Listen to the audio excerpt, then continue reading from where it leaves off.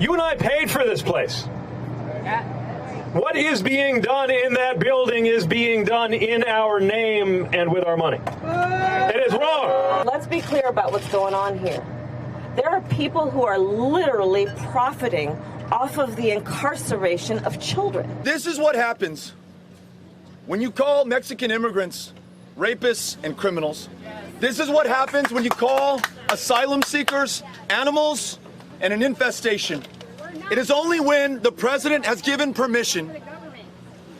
Do you see kids put in cages or detained in tent cities like this one? Welcome back. Those were some of the 2020 Democratic candidates last week speaking outside Homestead. That's the Miami area detention center that is holding groups of migrant children. Today, an NBC News exclusive, Julia Ainsley and Jacob Soboroff are reporting, quote, the government's own internal watchdog warned as far back as May that conditions at an El Paso, Texas border station were so bad that border agents were arming themselves against possible riots, countering Friday's assertion by a top Trump administration official that reports of poor conditions for migrants were unsubstantiated. Let's bring in NBC News correspondent Julia Ainsley, who has this exclusive reporting. So, Julia, take us through exactly what the document is. We're saying back in May, this is a Inspector General report. What exactly was this report? Did it find and who did it go to? That's a great question. A lot of Inspector General reports do become public. This one was internal, and it was put together by inspectors who did drop-ins to several border stations in the El Paso sector. And one they found in particular that they went to on May 7th had terrible conditions. They found that 756 migrants, Steve, had to use 4 showers. They found children who were being processed in the parking lot and having to wait outside, not even having mats to sleep on. People who didn't have clean changes of clothes. In fact, that was the majority of the immigrants there had to be in soiled clothes for days or even weeks. If some of those conditions sound familiar, it's because they're a lot like what we heard from lawyers who went to a facility in the same sector just a couple weeks ago.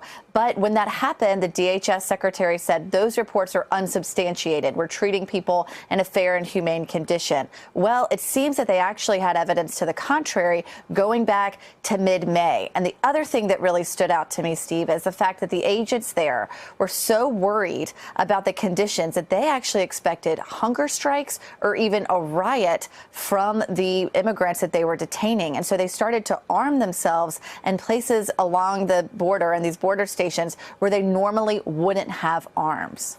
So what is, between this news about this report that was there in May, between everything that we read the last couple of weeks in the news, do you have any sense? I know it's very difficult to get a sense of this, but do you have any sense what the conditions are like at these facilities now after this has become public?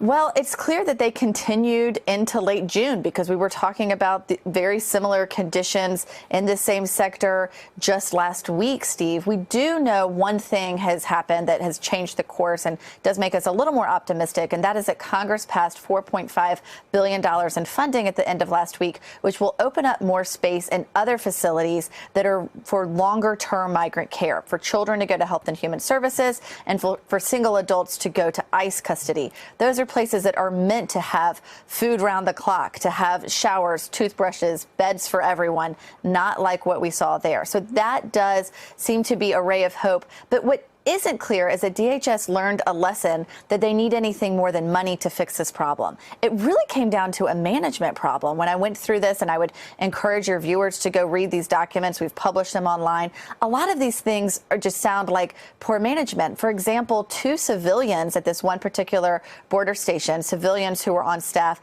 were somehow responsible for buying food every day and were spending $10,000 on their credit card to feed 1,000 people because this wasn't something that was just brought in by truck from the government every day.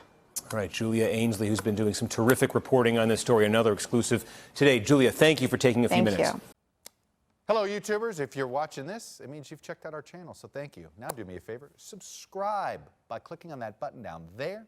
Click on any of the videos to watch the latest interviews and highlights from MTP Daily and MSNBC. You can get more Beat the Press content every morning in the First Read newsletter. If you're tired of content that you don't know anything about where it came from, you don't have to have that problem with us. NBC News, MSNBC, MTP, and the Meet the Press mindset right here for you on YouTube. Subscribe now.